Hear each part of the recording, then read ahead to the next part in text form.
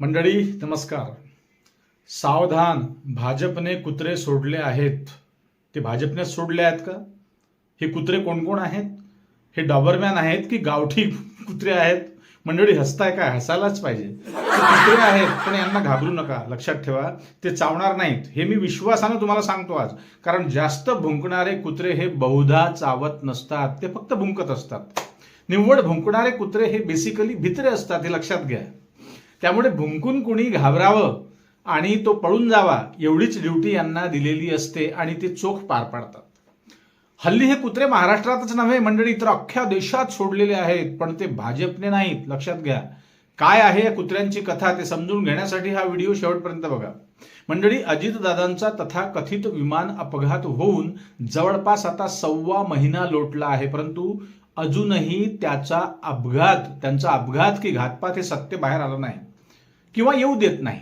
आणि म्हणूनच रोहित पवार यांनी हा मुद्दा जोरदार उचलून धरला आहे. आणि हा मुद्दा उचलून का धरला? म्हणून अनेकांच्या मागून निघणाऱ्या धुराच्या लोटाने आणखी अपघात होण्याची शक्यता आहे. या विषयावरून रोहित पवारांना कुणी पप्पू म्हणतायत, तर कुणी त्यांना गावठी जेम्स बॉन्ड म्हणतो आहे.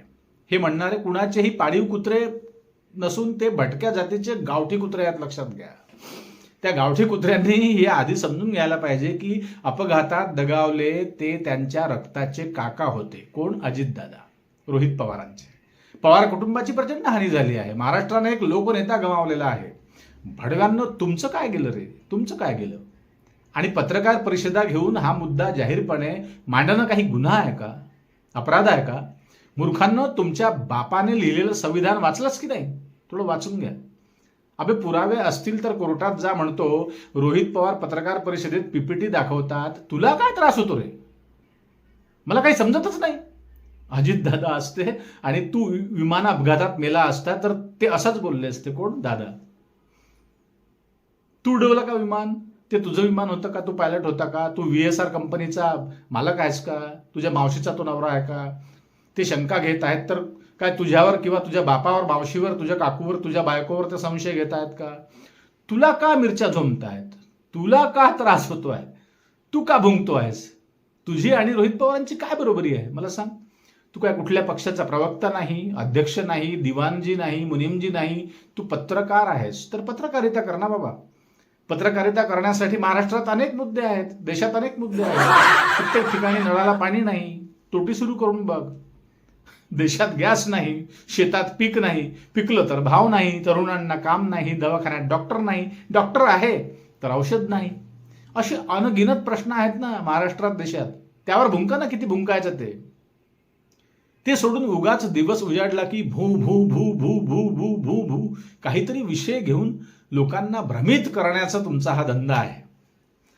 तिकडे त्या मुक्ता कदम यांचं चॅनल बंद पाडलं होतं. तिकडे ते त्रिशूल दादा पाटील, रविराज साबळे यांच्या मागे काही गावठी कुत्रे लागले आहेत. कशाला भाजपचं नाव खराब करतात? हे काही तुम्हाला देवेंद्र फडणवीस यांनी सांगितलं नाही भुंकायला, ना कोणत्या भाजपच्या नेत्यांनी तुम्हाला भुंकायला परवानगी दिली आहे. हे तुम्ही उगाच कशासाठी चाटत आहात हे लोकांना ठाऊक आहे. हे लक्षात घ्या. आपण किती चाटतो आहोत हे मोठ्या नेत्यांपर्यंत पोहोचावं आणि आपल्याला काहीतरी पद मिळावं, बस एवढ्यासाठी तुमचा हा कटाटोप आहे.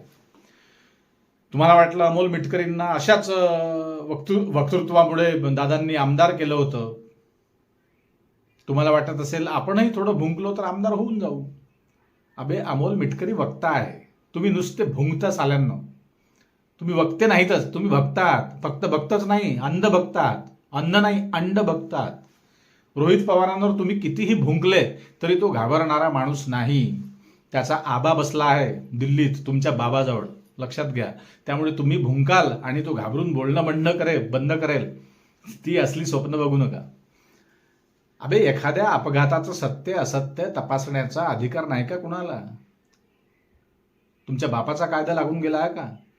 तुम्हाला काय वाटतं की आपण काही 5-50 अंध भक्तांपुढे दररोज युट्यूबवरती गीता वाचली तर काय खूप तीर मारले असा त्याचा अर्थ होत नाही. अबे, गावठी कुत्रकारांनो, तुमच्या चॅनलवर तुम्हाला आलेल्या कमेंट्स आधी वाचा. तुम्ही त्या वाचल्या असतीलच. काय काय शिव्या घालतायत तुम्हाला लोक बघा जरा. मूर्खांनो, त्या विमानात फक्त अजित पवारच नव्हते, 2 पायलट होते, ती माणसं होती. एक अटेंडंट होती पिंकी माळी, ती मुलगी होती निरपराध. एक सुरक्षा रक्षक होता विदीप जाधव. त्यांचे जीव नाहीत का? आणि सत्य बाहेर येऊ नये असं तुम्हाला का वाटतं रे? तुम्हाला काय त्रास होतो आहे? याचा अर्थ तुम्हाला माहिती आहे की अर्थात मग घातपातच आहे, तुम्हाला माहिती आहे, असाच त्याचा अर्थ होतो. राहिला रोहित पवारांचा प्रश्न, त्यांना कोर्टात जाण्याची सल्ला देणारे तुम्ही कोण बे कुत्रे? तुम्ही कोण होता? त्यांना वाटलं तेव्हा जातील ना ते कोर्टात. आपण सत्तेसोबत आहोत, आपण कट्टर हिंदू आहोत, काहीही आपण बकलो, काहीही बोललो आणि आफत आली आपल्या अंगावर तर देवाभाऊ आपल्याला सोडवतीलच. अबे या भ्रमात राहू नका. देवाभाऊ तुमच्यासारखा चिल्लर माणूस नाही. त्यांना वेळ नाही अशा मोकाट सुटलेल्या कुत्र्यांना कुठे कुठे आवरायला. त्यांना वेळ नाही एवढा. मंडळी, हे 3 मुख्य कुत्रे आहेत महाराष्ट्रातले. यांना भाजपने वगैरे सोडलेलं नाही, लक्षात घ्या. यांना काहीतरी मिळावं या अपेक्षेने हे भाजपच्या एकतर्फी प्रेमात पडलेले हे गावठी कुत्रे आहेत.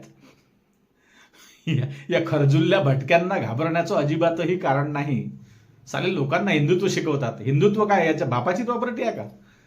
हेच फक्त हिंदू आहेत आणि आम्ही काय मंगळावरून आलेले एलियन आहोत का?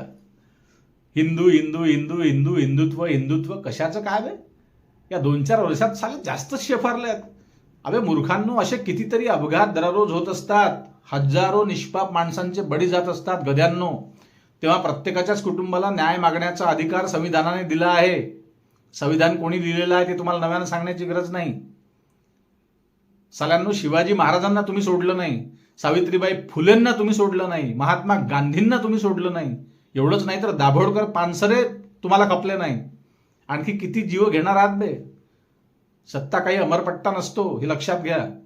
उद्या सत्ता पलटली तर हवा पालटून जाईल. तेव्हा तुमच्या ढोंगणाचे पट्टे ढिले होईल, लक्षात घ्या. तेव्हा मग बिळात लपून बसाल. मारे ते चंदन, ती भाषा, ते तुमचं शुद्ध व्याकरण बिकरण, त्या व्याकरण बिकरणाचं पार तुमचं शिकरण होईल, लक्षात घ्या. रोहित पवारांनी मांडलेले मुद्दे हे तथ्यावर आधारित आहेत. काही तथ्य आहे.